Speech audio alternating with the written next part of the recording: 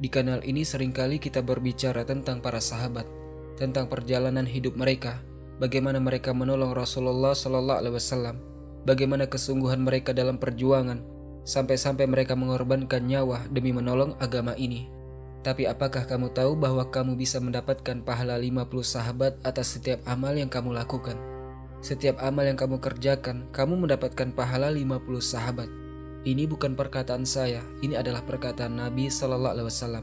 Nabi SAW memberitahu kita bahwa kita akan mengikuti umat-umat sebelum kita. Segala sesuatu yang mereka lakukan, kita pun akan melakukannya sejengkal demi sejengkal, sebagaimana disampaikan oleh Nabi SAW. Namun yang kebanyakan dari kita tidak tahu bahwa ini bukan sekedar kabar, tapi ancaman. Karena dengan mengikuti mereka, Allah Subhanahu wa Ta'ala menjanjikan kepada kita azab seperti azab umat-umat terdahulu. Dan azab ini akan terjadi di akhir zaman, yang berarti termasuk tanda-tanda hari kiamat. Dan ini sebagaimana kabar yang disampaikan oleh Nabi SAW, sayakunu fi ummati khasfun wa maskhun wa qazfun, bahwa akan terjadi pada umatnya masakh, perubahan rupa, qazf, hujanan batu, dan khasf, ditelan bumi. Akan ada di antara kita yang diubah menjadi kera dan babi, dan ada yang dihujani batu. Semua ini pernah menimpa umat-umat sebelum kita. Semua yang disebutkan dalam pembahasan ini adalah hadis-hadis sahih dari Nabi SAW. Sudah saya baca dan saya ingin kita mentadaburinya bersama. Assalamualaikum warahmatullahi wabarakatuh. Semoga Allah menyambut kalian, memuliakan kalian, dan menjadikan surga sebagai tempat tinggal kita semua. Pada pembahasan hari ini kita akan berbicara tentang sebagian tanda-tanda kecil kiamat yang akan muncul di akhir zaman. Semua tanda yang saya sebutkan hari ini adalah hadis-hadis sahih dari Nabi SAW. Nabi SAW memberitahu kita tentang berbagai peristiwa yang akan terjadi di akhir zaman. Tapi kenapa Nabi mengajarkannya kepada kita?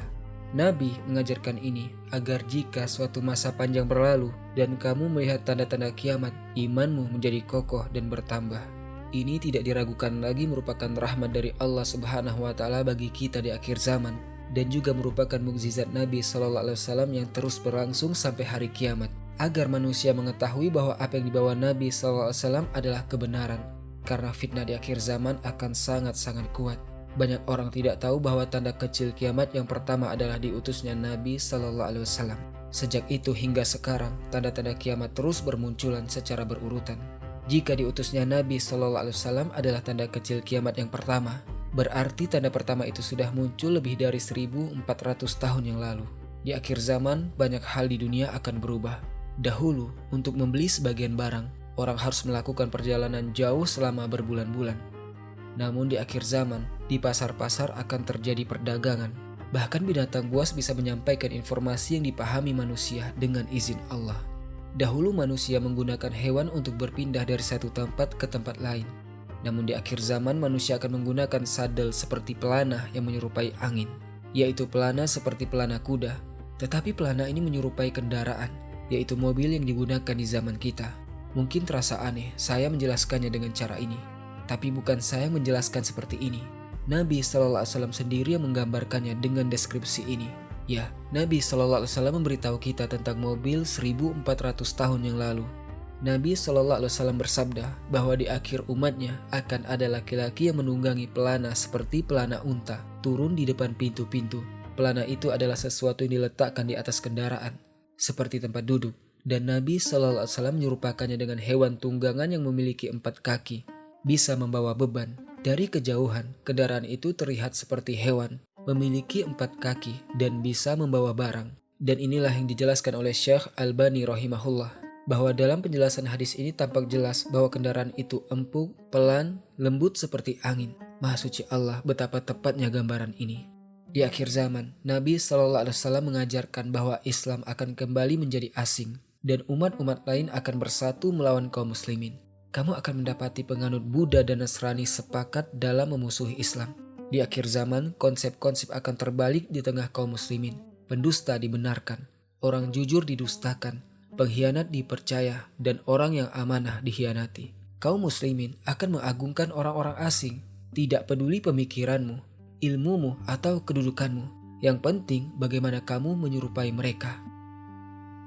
Nabi SAW bersabda bahwa akan datang suatu masa di mana hati manusia seperti hati keledai, Dan Nabi Shallallahu Alaihi Wasallam menambahkan, cinta dunia dan sunnah mereka adalah sunnah orang-orang Badui. Rezeki yang datang kepada mereka dihabiskan untuk hewan. Sekarang hewan diambil, dikurung di rumah, dan dikeluarkan harta yang sangat banyak untuk hewan tersebut atas nama kasih sayang terhadap hewan.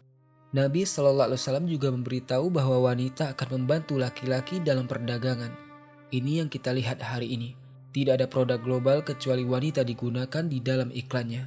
Masuk restoran internasional, tiba-tiba ada gambar wanita, entah apa hubungannya. Iklan burger, tiba-tiba muncul kaki wanita di samping burger, tidak jelas apa kaitannya. Wanita digunakan di tempat yang sama, dipekerjakan sebagai kasir untuk menarik pelanggan dengan pakaiannya dan penampilannya. Tidak ada perdagangan di muka bumi ini kecuali wanita ikut dimasukkan ke dalamnya. Bantuan di sini bukan bantuan harta, tapi bantuan dengan tubuh dan penampilan. Nabi Shallallahu Alaihi Wasallam bersabda bahwa di akhir zaman silaturahmi akan terputus. Seseorang mungkin hanya mengunjungi keluarganya sekali dalam 10 tahun, padahal sarana komunikasi sangat mudah. Di akhir zaman, zina akan tersebar luas dan dilakukan terang-terangan. Bahkan seorang laki-laki akan memperkosa seorang wanita di pinggir jalan dan tidak ada yang mengingkarinya. Termasuk tanda akhir zaman adalah dihalalkannya sebagian maksiat dan diberi pembenaran. Di antara maksiat itu adalah zina, musik, minuman keras, dan sutra. Zina akan tersebar, dilakukan terang-terangan, dibanggakan, dan dibenarkan dengan alasan cinta dan kebebasan. Penghalalan ini dilakukan dengan menakwilkan nas-nas syariat. La yakunanna min ummati aqwamun yastahillunal hiro wal hariro wal khomrah wal ma'azif. Akan ada dari umatku kaum yang menghalalkan zina, sutra, khamar, dan alat-alat musik.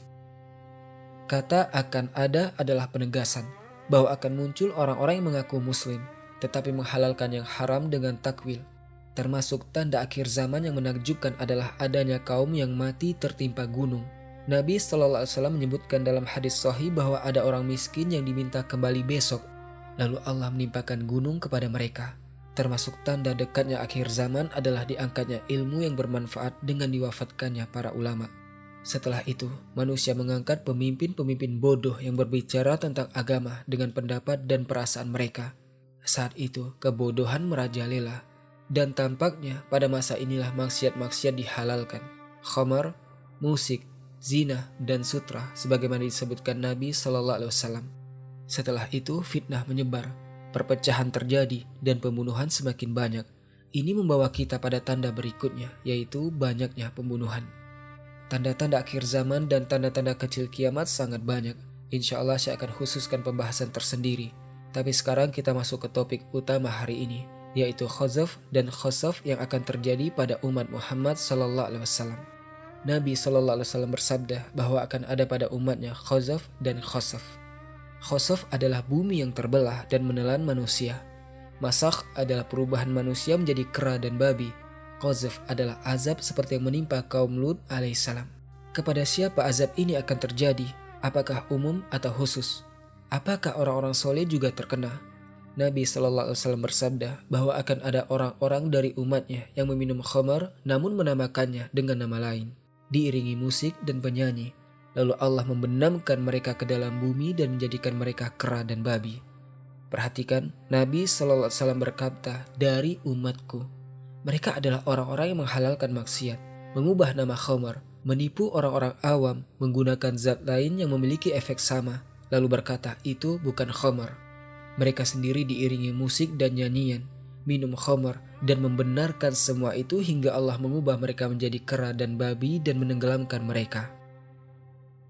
Dalam hadis lain, Nabi Shallallahu Alaihi Wasallam menjelaskan bahwa azab ini juga menimpa orang-orang yang mendustakan takdir, menisbatkan peristiwa kepada alam atau bintang dan tidak kepada Allah Subhanahu wa Ta'ala. Nabi Shallallahu Alaihi Wasallam juga menjelaskan bahwa inilah orang-orang yang akan ditelan bumi dan diubah rupanya. Ini adalah peringatan yang sangat mengerikan. Yang lebih mengerikan lagi, Nabi Shallallahu Alaihi Wasallam menyampaikan ini kepada Aisyah radhiyallahu anha. Ketika Aisyah bertanya, wahai Rasulullah, apakah kita akan binasa padahal di tengah kita ada orang-orang soleh? Qala na'am iza katural khobats. Nabi Shallallahu Alaihi Wasallam menjawab, ya, jika keburukan telah merata. Jika keburukan merata dan orang-orang soleh serta para muslih diam, maka azab akan bersifat umum menimpa semua.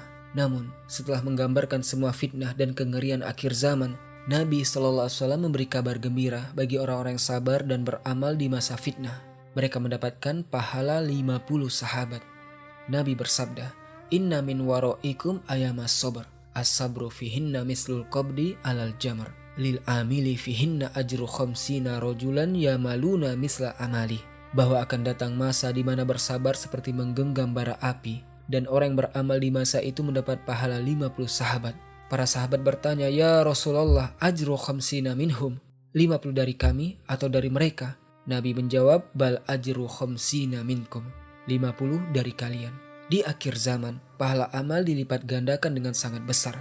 Dan Nabi SAW menutup dengan sabdanya, "Qala Rasulullah SAW, tuba lil ghurabah, beruntunglah orang-orang yang asing." 3 kali beliau mengulanginya. Mereka adalah orang-orang soleh di tengah manusia yang rusak. Nabi juga bersabda, "Aku rindu bertemu saudara-saudaraku." Para sahabat bertanya, "Bukankah kami saudaramu?" Nabi menjawab, "Kalian adalah sahabatku. Sedangkan saudara-saudaraku adalah orang-orang yang beriman kepadaku namun tidak pernah melihatku." Ya Allah, karuniakanlah kepada kami telaga Nabi Muhammad SAW. Jadikan beliau pemberi syafaat bagi kami dan minumkan kami dari tangannya yang mulia. Satu minuman yang setelah itu kami tidak akan haus selamanya. Sampai jumpa insya Allah di pembahasan berikutnya. Kurang lebihnya saya mohon maaf. Subhanakallahumma wa bihamdika, asyhadu an la ilaha illa ant, astaghfiruka wa atubu ilaik. Assalamualaikum warahmatullahi wabarakatuh.